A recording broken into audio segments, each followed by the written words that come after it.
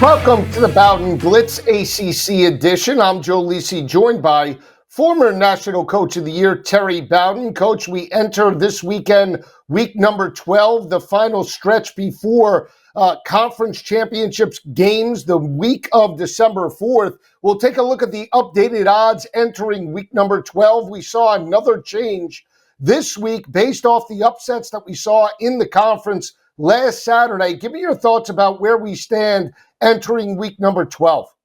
Well, you got the ACC. It was just a matter of nobody wants to rise above the occasion and win. Just when a team starts to take control or is in a good position, they lose. And the ACC was a big upset special all weekend. Now you got nobody with no losses, 5 teams with 1 loss.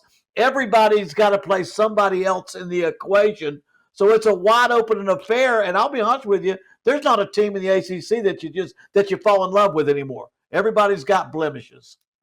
Yeah, and when you look at potentially the hottest team in the conference, that could be the Pitt Panthers. They square off with top-ranked Notre Dame. It's a non-conference game. They then finish their schedule against Miami and Georgia Tech, respectively. So Pittsburgh at 7-1 is very much alive for a conference championship. The way it looks now, and to your point, with Louisville losing to California, with Virginia getting knocked off last week by Wake Forest, now it looks potentially like the conference might only get 1 team into the college football playoff. Do you still see that as a potential possibility, or 2 or 3 teams still potentially alive? I felt like I didn't never feel real good about 3. But I said, you know what, they'll get 2. They can get 2. Right now, I'm leaning now towards 1, depending on what happens in the next 2 games, because you just don't know how it's going to end up. But right now, they're not assured of 2 victories. Like I said, they're just not a team that you say, man, that team is it. That is the team in the conference. Right now, there's not one team that you just like. You mentioned Pittsburgh. I think that's as good a pick as anybody, the way their quarterback is playing. So it's got to play out. Better be careful, because very easily they could only have 1 team in the college football playoffs. We'll take a look at the updated national championship odds for the teams in the ACC. The Miami Hurricanes, coach, still have the best odds at 125-1. Georgia Tech, which is now favored to win the ACC, sits at a 300-1 price. They only have 1 loss versus the 2 losses by the Hurricanes. Pittsburgh, we said 500-1. Louisville, 700-1. SMU, 750-1. Is it worth even taking a shot as a lottery ticket on any one of these teams entering this weekend? You know, I really like Pittsburgh, but their schedule, I mean, they've got to knock, if they knock off Notre Dame, Georgia Tech, and Miami, it'll be clear-cut sailing right now. I think they're playing the best football, but I really don't know that those are teams I would pick on. Right now, I mean, Duke really didn't play well, but I like Duke as well, but I don't know that there is a favorite. I have gone to the point where I don't have a team that I have a good feel for as being any a better chance than others. And if you want a good money game, you might as well. Pittsburgh is one of those teams that's really hot. And when you see the top to bottom right now, we see Miami, Georgia Tech, Pittsburgh, Louisville, and SMU, a team that's playing much better as of late. Happens to be Bill Belichick and the North Carolina Tar Heels. They were 7.5-point home favorites over Stanford. They got the win, but no cover, 20-15 over the Cardinal. But this is a team that has shown more consistency. Bill Belichick came out today and said that he's focused on ACC opponents. He's not focused now on the current opening in the NFL with the New York Giants. He's been mentioned as being a potential candidate. What do you feel about North Carolina and big picture about Bill Belichick? Will he, in fact, be in college football next season? You know, I think he is. I think he will. I think he sees now that he's got – it's almost like he's got something to prove. Because when the first game or 2 came about, I said, where's his heart? What's he doing at North Carolina? Doesn't seem to have his total commitment to that program, or the motivation's not there. And yet I've watched the way he's played. And I've always had a saying, when you turn around a bad program, it starts out, you lose big, then you lose close, then you win close, and then you win big. Well, he's gone through all those phases until now he's winning close. And he's really got a chance to shock everybody and get to a bowl game. So I think he sees light at the end of the tunnel.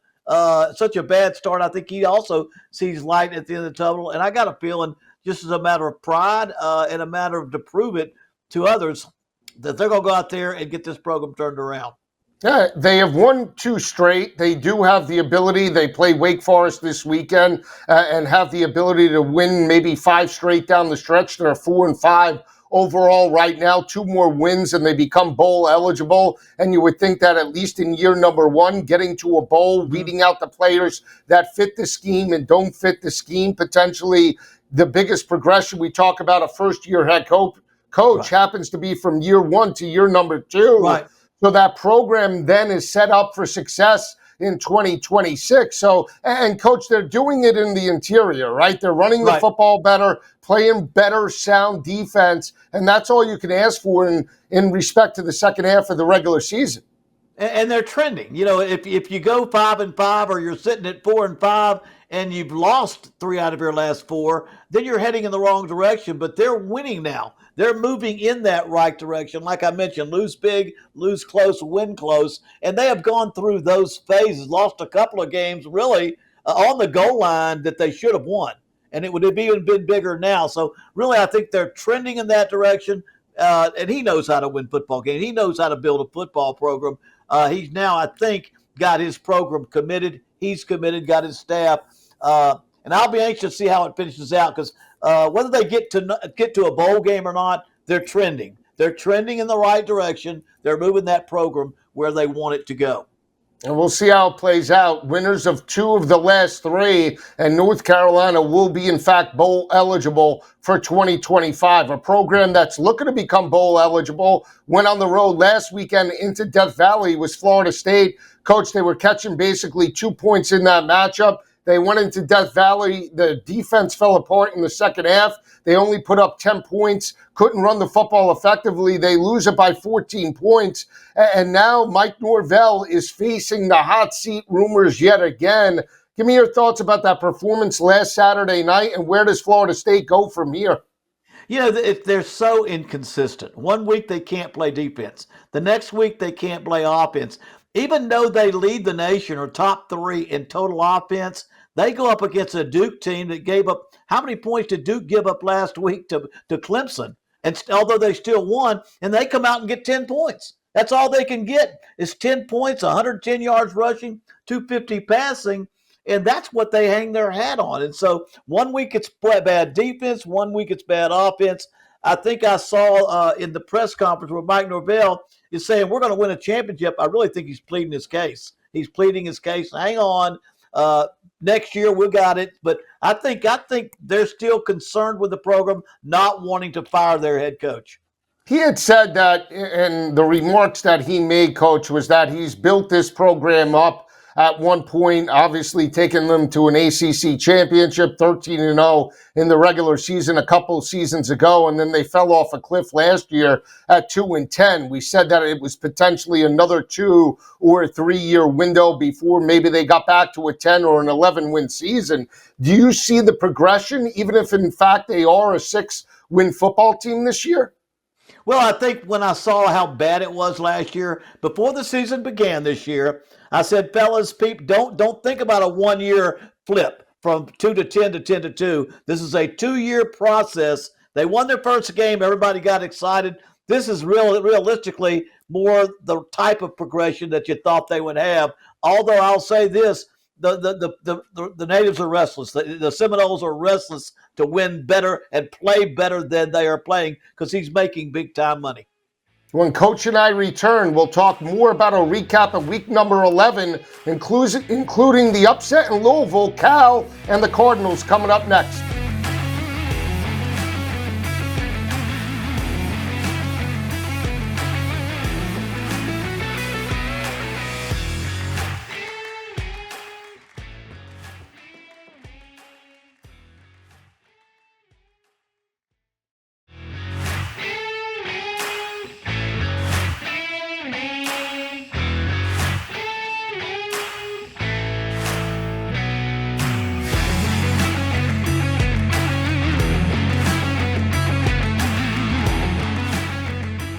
Back on the Bowden Blitz, Joe Lisi and Coach Bowden breaking down week number 11. We left off talking about Clemson's victory in Death Valley over Florida State. Coach, the remarks from Mike Norvell came out earlier in the week that it's a 2-year window. He knows what it takes to get back on track.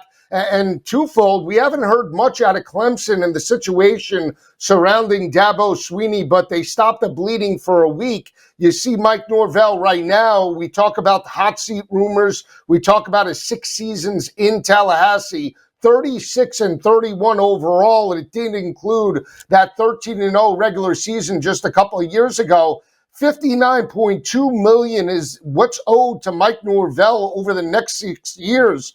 I guess the biggest question is for Florida State, is that money worth it over the course of the next 6 or 5 seasons? I think it's going to be important how he ends this season because, like I say, if it continues to trend downward like it did against Clemson, I think it's going to open up that decision that they have to make. They don't want to make it. I know the financial situation there. I know how much invested they've got already, committed they've got in their facilities, upgraded facilities, the stadium, assistant coaches, head coach.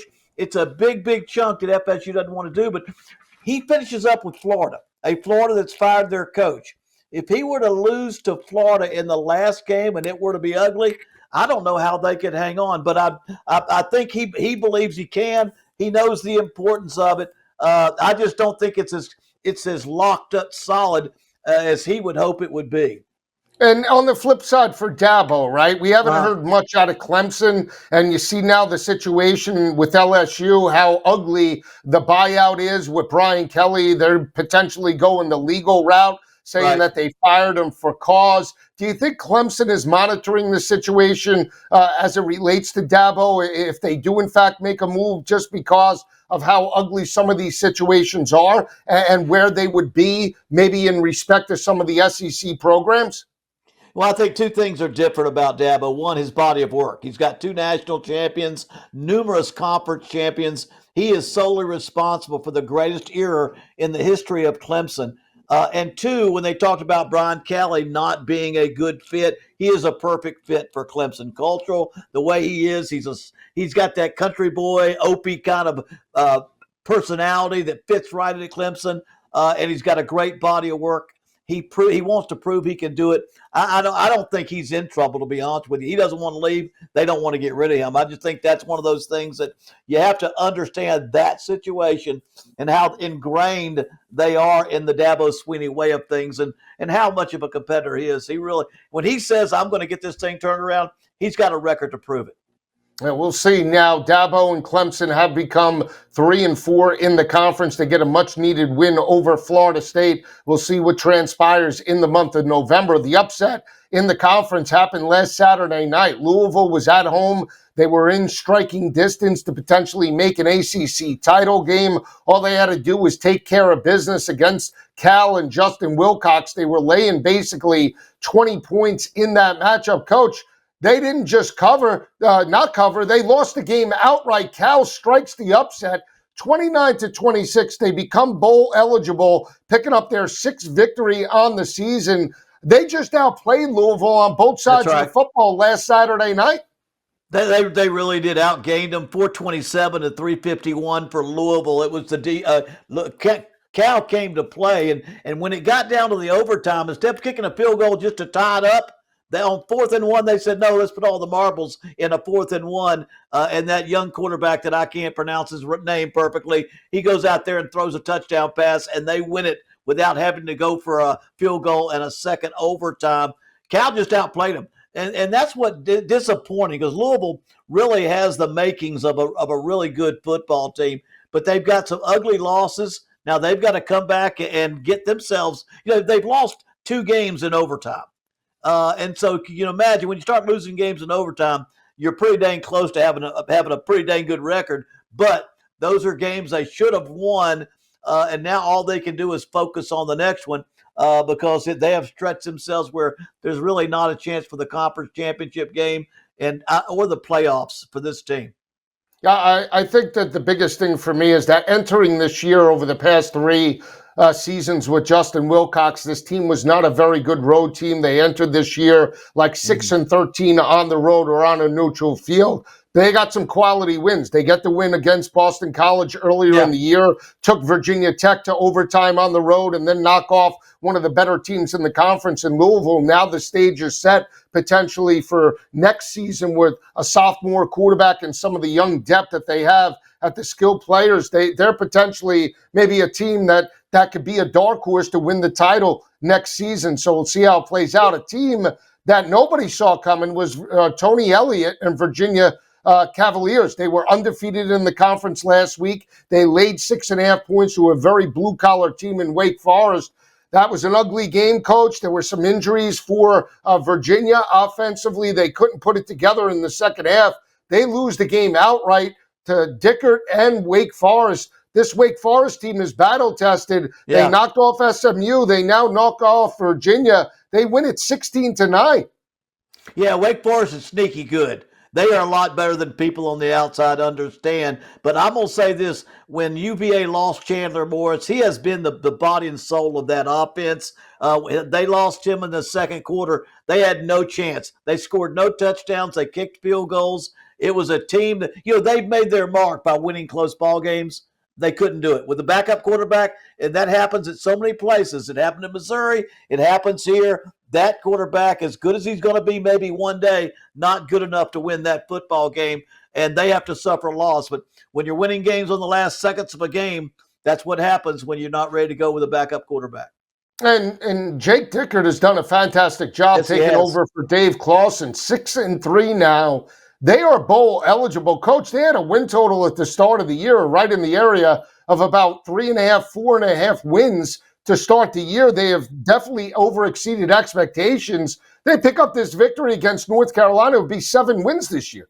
Yeah, Dickert needs to get a raise. Now, they need to keep him located right where he is, or his name's going to start getting thrown around in that carousel, because Wake Forest is one of those programs, as a head coach, you got to be careful, because you fall in love with that place, you might miss a job that is a little bit easier to win year in and year out.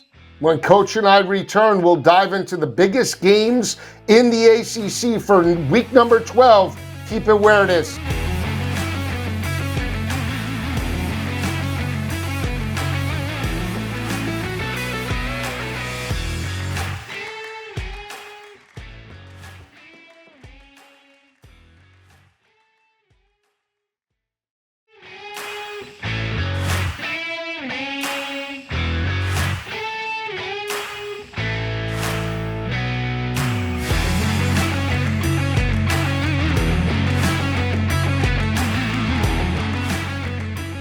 All right, back on the Bowden Blitz. Joe Lisi and Coach Bowden diving into week number 12 in the conference. Biggest game on tap takes place in Durham. It's Virginia and Duke. Duke right now within striking distance with Georgia Tech to potentially knock down that ACC crown. We talked about the progression and how consistent Darian Mensah is.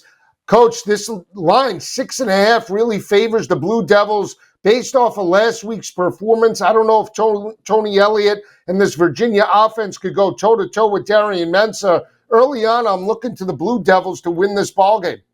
Yeah, right now, I still think there's a question out there. There's 2 keys to this game. Is Chandler Morris going to play? He got hit in the head. They took him out of the game. I think it's critical. I've got Duke all the way if he can't play. If he can play. And the second question to me then is, how do they respond to that loss? All we've heard from Tony Elliott is they've got a special mindset. They know how to win close ball games.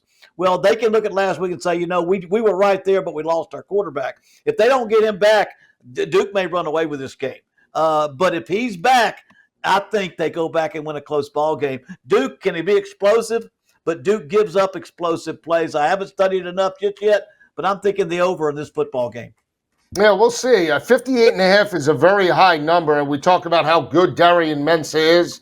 Manny Diaz potentially in one of those coaches that maybe is looking for a bigger and better job in a bigger conference. We'll see exactly how it plays out. But if Virginia is able to pick up this victory, Coach, they jump right back in to the ACC championship race. They were the only team entering last week that was undefeated in the conference. Right now, you look at their conference odds. 8-1. Duke and Georgia Tech seem to be battling it out right now. If Duke picks up this victory, it potentially could be a rematch with Georgia Tech, a team that they lost to earlier in the year. That's exactly right. Let me go back and say this. Without Chandler Morris, I wouldn't take an over in a heartbeat, and I don't feel good. This is one I'm going to have to wait. That game I need to wait on to see where that quarterback situation goes. It's so drastic. But Duke, I'm going to tell you the way they're playing, and the Georgia Tech game becomes critical also, that they've got to go, and they could go head-to-head down the road. That would be a good one as well. Yeah, we'll see exactly how this game plays out. A big game in the ACC. It will not count, though, for conference odds, obviously with Notre Dame being an independent, but it will affect the national championship odds in Pittsburgh on Saturday. We see Notre Dame open as a 10.5-point road favorite. We see it now balloon to 11.5 in multiple books. The total right now, 55.5. Pitt, one of the hottest teams in the nation right now, winners of 5 straight, coming out of a bye week. Coach, Pat Narduzzi came out and said, this game doesn't matter. Notre Dame could beat us 110-3. All that matters is the next 2 games in the ACC against Georgia Tech and Miami. I understand you might want to say that, but why put that out there, before this matchup? Is he setting up his team for failure entering week number 12? Oh, no, it's what he says to his team behind closed doors. That's all gamesmanship there. He's just trying to throw out the word that they don't have a chance. I promise you, he's a veteran coach that knows what he's doing. That comment was meant for Notre Dame because he knows he's got a quarterback that's probably the hottest quarterback in the league, best young freshman quarterback in a while, and they're on a roll at Pittsburgh. And so Notre Dame, yes, they are favored, and Notre Dame can control that football with that running attack and that quarterback, but they are playing with house money at Pitt. That doesn't mean they don't care. That means they can go out there, put a few trick plays in, go for it on 4th down. They know they're an underdog, and I think this gives Pitt the opportunity to say, let's do whatever it takes to win, not let's don't worry about getting beat if we get beat. Agreed, and I think twofold when you think that, how could Pitt be alive potentially in this game? They're playing with house money. It's not a conference game, and their strength defensively happens to be the front seven, one of the best, not just in the ACC, but in all of college football, holding opposing offenses to 80 rushing yards per game and only 2.3 yards per carry. And oh, by the way, CJ Carr is a freshman, and all the pressure on Notre Dame. Why? Because they can't afford to lose this game. They lose this game, they are out of the college football playoff picture. You got it exactly right. All the pressure is on Notre Dame, and they know it. And they know they've got a good football team. I think they'll be ready to play because they watch video. They know how good Pittsburgh is. But like I said, you want the time for a great game plan to do some different things.